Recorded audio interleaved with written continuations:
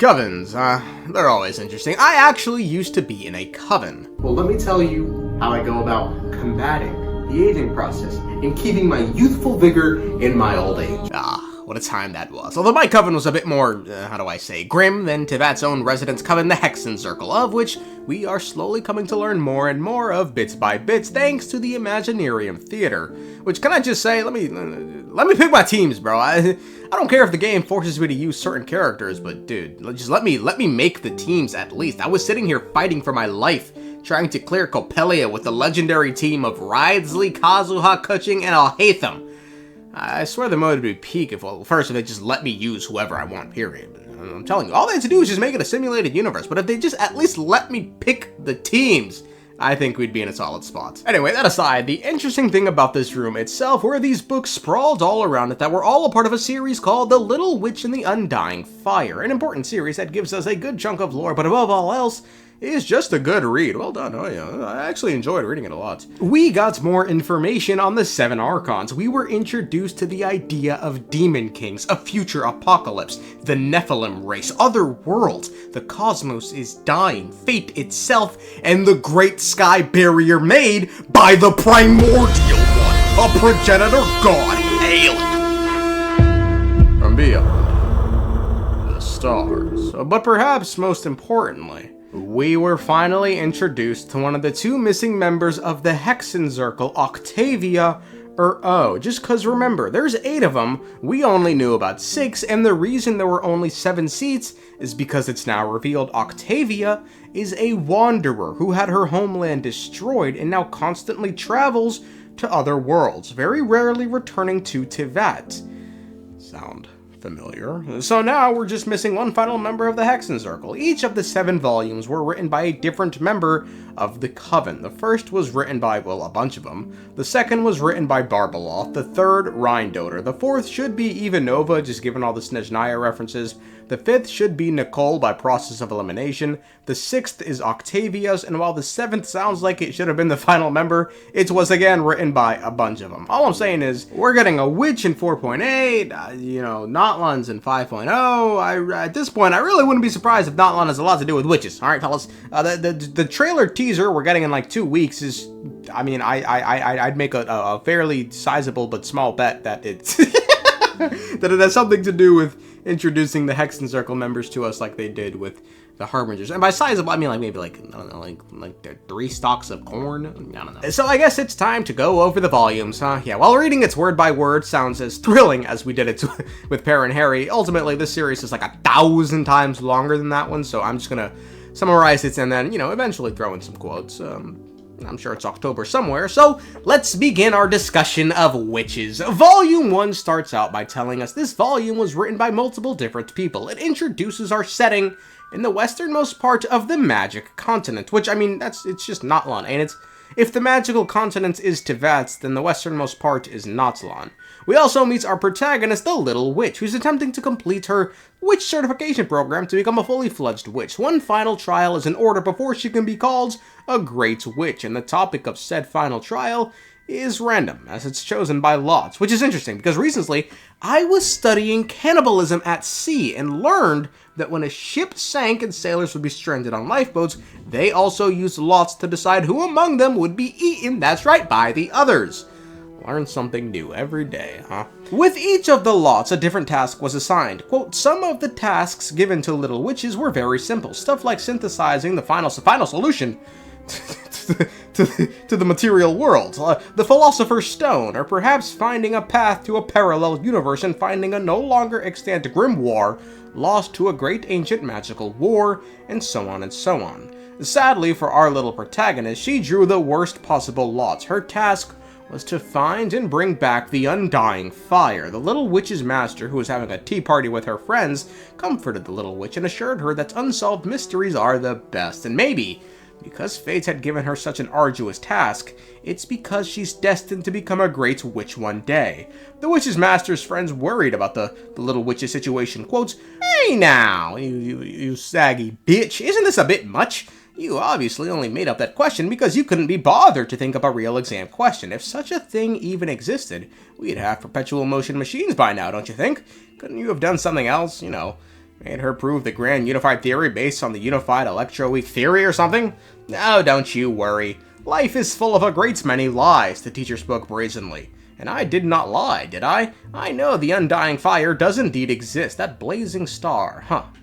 Hang on, where did I see it again? I must have forgotten. The Little Witch's master then sends the Little Witch on her way, permitting her 3 times the assigned length to complete the task given its difficult nature. Volume 2 starts out with the Little Witch flying on her broomstick in the forest under a blood-green moon. In astrology, a blood-green moon is a sign of great change, but not just that, because that color combination, red and green, is also the shade that expresses the dominant race of this world, the Nephilim. Quote, they were the children of gods and humans, and so their blood too was the conflux between the red blood of humanity and golden divine blood. And actually, the green moonlight was the result of the moon's physical composition, the distance between the planet and its moon, atmospheric scattering, and other factors. As the Little Witch continued space gliding on her broomstick, she eventually came across a young girl, a fortune teller, who wished to be a witch's familiar. The Little Witch instead asked her if all fortune tellers can truly calculate fate, to which the fortune teller replies, quote, but simply, it's something like this. In our world, the stars are the heavenly strings by which humans are bound, but in other worlds, the subjects of astrological study are the solar ecliptic energies, the various lunar energies of the satellites, the will energy of the celestial rulers of the planets, the scattered interference energy of distant stars, and the dark energy that suffuses the pitch-black cosmos. Of course, it's not like these things don't exert influence on our planets. They merely have been greatly weakened by a giant sky shroud. God bless Fanes. As such, astrology on other worlds is far more abstract than that which is practiced in ours. By the way, other planets refer to actual celestial bodies as an archon, and a theorized one as a virtual. The planet the Little Witch was on was no exception. You see, we also call a will that comes down from the heavens an archon. They are normally planets that have sentient life on them, and they number 7, and therefore, they are called the 7 archons. As for the virtuals, their numbers varies between 1, 2, and 4. The planet the Little Witch was on may have well been one, and in the case of such a world, the virtual would be the dark sun. Astrologists and diviners are in essence performing weight calculations on the sky shroud, the cosmos, and the archon and virtual celestial bodies before deducing individual developmental tendencies from world to world. But the relative weight of the sky shroud over our planets is just way too great, and so investigating it already allows us to obtain very precise results. God bless things and the United States of Celestia! What a fucking banger of a paragraph, huh? Just sweet music to mine ears. Can't wait to go over that shit later again, man. The Little Witch was very impressed by the fortune teller, so once again the topic of becoming her familiar reared its head again, and we learned that becoming a witch's familiar is to share in their magic. For this fortune teller, that just means, they'd be able to look into more destinies with more magic. But be warned, becoming a familiar could have unforeseen side effects. We then learned none of it mattered, because even if she wanted to, the Little Witch can't make the fortune teller her familiar, because she's a little witch and not a great witch. So they resort to using another method to form a contract between the two that centers on the witch's night carnival. Quote, the night carnival is an ancient taboo ceremony. Legend has it that at such times the witch's magical powers are at their apex. They hold rituals in secret, offering sacrifices and keeping the bonfires burning through the night. This tradition had been forgotten in the westernmost parts of the magical continents, but for some reason, it had been revived within the deep woods. Normally, this was an event that only great witches or figures greater still could be invited to, or invite others to attend. In practice, though, participation in a carnival had a direct relation with a witch's romantic or marital status. The Little Witch and the young astrologist snuck into the carnival and hid in the trees as they watched the witches dance around a bonfire. Quote, we just need to wait till the day after the ancient forbidden nights of revelry, when the dawnlight first breaks and the various great witches depart, and the great embers will be a flame that never dies. When a mortal takes this flame and offers it up, that is equivalent to signing a contract with a witch, said the young lady. Does this method always work, the Little Witch asked. It's possible a witch could reject the contract, but witches do so love their spirits' mediums, and I'm not afraid of becoming a fearsome creature, the young lady replied. her voice thick with yearning. In that case, isn't this an undying fire? Dark thoughts came into the little witch's mind. What if I took that flame for my own? While they were having this lovely conversation, the great witches were doing their little voodoo shit around the bonfire, and they were saying their own words. Quotes, "If all things a witch's opera be, then nothing true worth mourning would the world ever see. Our festival has come to a fruitful end. The story shall not stay its feet, and every night hence shall also be the witch's night." We get some more lore regarding the whole fucking witch program on this planet, which I think it's teyvat's, but can never be too sure, huh? Quote, "A sense of shame surged forth within the little witch as she listened from the shadows. It wasn't out of worry that those present, great witches and greater still, might include her teachers, school principal, instructors, or anything like that. She knew everyone at her school, and she was sure no one familiar was present. By the way, while the official rules at the school she attended were lax when it came to governing teachers and their students, students of similar age would still be ranked against each other. Students of different teachers were also permitted to interact outside of classes. The creation of this system could be traced back to the rise of the Western witches long, long ago. They did not shy away from exchanging secret hexes and rituals for their mutual benefits, which would also result in their swift rise in those days. Eventually, the time arises for the fortune teller to go and grab the flame, and the little witch promises her that if she turns into a monster, she'll kill her quickly. That is... oh, hell yeah. The fortune teller then hands the little witch her special crystal ball, and the volume ends there. Spoiler, I guess. We never see this fortune teller again. Volume 3 quite literally starts, quote, "In her travels, the little witch encountered a group of people getting ready to kill demon kings. She decided to join them and go kill some demon kings. They told her, the more demon kings you kill, the greater your witch's power will grow. This is, in fact, true. Then they encountered a mimic demon king, Rhinedottir, one hell of a writer. The fake demon king was in some moldy rundown house, and upon the little witch and her group entering the place, quote, "After breathing the mold spores in, her companions turned into the following respectively: a shoddy looking ancient robot, which the little witch found really ugly and not up to snuff when compared to alchemy, a beautiful young maiden. This team member was originally male, leading the witch to initially wonder if there was some inversion of biological sequentials in a pirate. She had no idea about this one. After some time, everyone in the squad developed identity disorders. Considering that her 3 companions appeared to be of the same species, they should not have exhibited such different natures. While the symptoms were, by contrast, so similar, the witch discovered the molds apparently had a mind of its own and turned people into the things they desired the most. The only reason the witch didn't transform like the rest of her group was because she's very happy with her current state." Isn't that sweet, man? Self-love. Practice it, people. She then ran all sorts of experiments on the mold. She ate it and found out it was edible, and then tested its powers by wishing to turn into the mold, and thus she became the mold, so as to see how it thought. And then, very eerily, the mold, having seen the witch turn into it, thought to itself, "Who is me, and who am I?" and then immediately killed itself. The rest of the group, having now recovered, revealed the mold was the mimic demon king. That was the same class as your ordinary demon king, but of a different order. Eventually, the group came across and I shit you not, chipmunk demon king, which was a demon king, sure, but of a different grand order than a regular demon king. That aside, it managed to kill 2 members of the group, which caused the third to flee, and the little witch to deal with it herself. She used boar meat to lure it out, because she deduced it wasn't a vegetarian after watching it kill and eat 2 of her friends, which, well done, Sherlock. I can't imagine how you haven't found the Undying Fire by now. The witch discovered the chipmunk demon king was resilient to fire and ice and could breathe underwater. She opted not to dissect it and instead chose to simply suffocate it till it passed. However, it was now time for the little witch to face a real demon king of the primate order. Volume 4 starts and literally just says the witch was way too powerful for the demon king, and the demon king, who at this point was fearing for its life, asked if the witch can really kill something that looks and thinks like a human, and the witch just says, "You are a side quest. I still need to find the Undying Fire." And then she just teleports the Demon King to a nearby city. That is... you want to talk about putting your fucking cock on the table, man. Holy shit. Although the way Ivanova wrote this, quote, "Then she used, sorry, I don't know magic or mysticism, some super powerful, awesome technique to bind the great Demon King and brought it back to the largest nearby city." Okay. As a student of the Western Witches, the Little Witch had nigh unlimited access to all the mortal nations before she eventually came across a nation with a mayor who was trying to deal with a demon king she teleported into the city.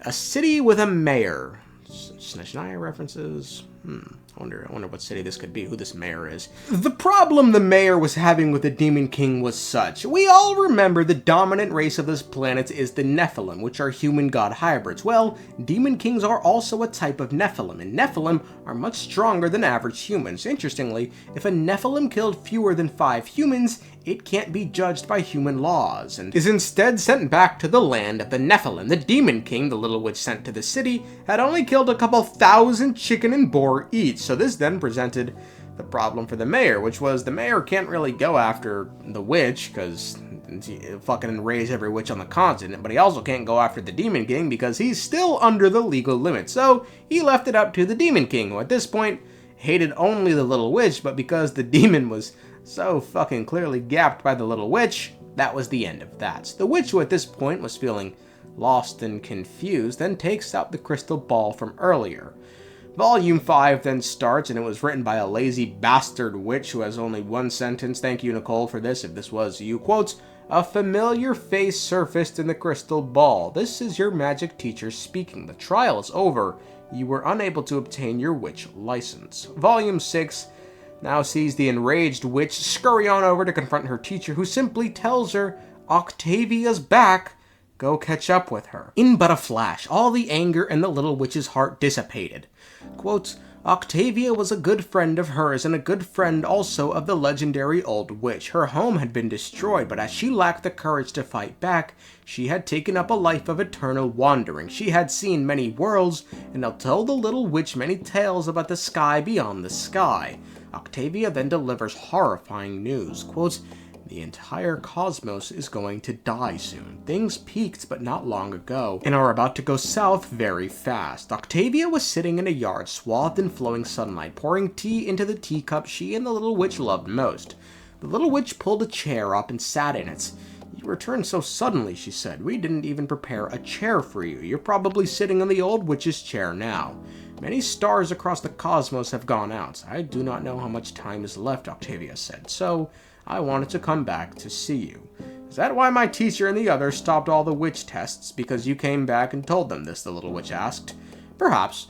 In such a world, all things lose meaning, and there is no longer any need for you to become a witch. And I shan't be angry with my teacher any longer," the Little Witch said. "But will you be mad at me? I caused you to lose your chance to become one," O said. "I will, if you never return after leaving this time," came the Little Witch's reply. "I'll go to the bedroom to get your chair. I can just sit in that old witch's chair, can't I? She's too old to get up and come sit in it nowadays." "That's no good. That chair's hers, just as your chair's yours," the Little Witch argued her case earnestly with O. "To each person a chair. That way, even if they are not present, their memories will be seated still, so we absolutely can't use the wrong chairs." Octavia smiled helplessly. As an apology for stopping her from becoming a witch, Octavia throws the Little Witch a bone and tells her that the Undying Fire can be found at... And that's it. We got Monkey in a Pot memed. Or did we? The final volume starts and reveals to us the Undying Fire had always been in front of her. Quote, "In truth, she had already seen it before her journey began, in a sky as dark as a sack of coal, or perhaps a cavern. For as we all know, there is no difference between the two. There hung a star giving off a weak radiance, resisting the world's darkness as it encroached on every side. As the universe gradually grew dim, and all stars and stars known as suns were extinguished one by one, everyone agreed to call it the Star of Scorpio. The Little Witch remembered hearing about this during the witch's tea party, but she only remembered the name and nothing else. Anyway, the Little Witch came before the Old Witch, who was actually the Star of Scorpio, that which burned still even at the end of all things. However, her flame was very weak now, barely a faint ember. The Little Witch held her hand, which had now become as dry and brittle as a withered branch. She remembered that the Old Witch was once a Little Witch as well, with pale and tender hands that once elegantly held teacups. Those same hands had been used to bring forth much magic, kindling the flames on many worlds. Looks like everyone doesn't want the flame to go out, and I get it. It can't be helped. The last time we said farewell, You were there too, the witches that said that long-lived witches would lose many things as the years went by. Life, death, love, and hate would cease to have much meaning, but that isn't true. Those are just words they used to comfort the companions who departed before them. Witches, in fact, treasure every infinitesimal flame and light that shines in this dark world, bereft of hope all the more. They hold even the shadows that these flames would cast dear. You often said that you weren't our equal, but I've always believed you to be the cutest, most powerful witch amongst us. You often said that you left little behind, but the stories you left to us hold countless worlds. Even should 100 years pass, or 1,000, even if the apocalypse that a certain astrologer witch worried about comes, even if all the long-lived witches die, the little light that emanates from these little worlds will not grow dim. That's right. You were the greatest witch, far greater than us all. I miss you. Farewell. The old witch did not respond, for all that was left here was but an empty husk, no different from the many others that the little witch had encountered in her adventures. Indeed, they were even made of the same basic material, with the only difference between those and this being the minuscule light of a flame. And so, the little witch took the flame that was burning the old witch and set out on her homeward journey. Anyway, let's stop the story here. The little witch's adventures would continue, though, for she had already decided to bring the old witch's fire across the universe to light every last corner of time. A sad story with the witches, man. That was a sad ending. Me personally, hey, we all know I've been a part of a coven before. I've never said a bad thing about a witch ever in my life. Anyway, I guess we should next time just go over who the little witch is and who the witch master is, huh? That should be exciting.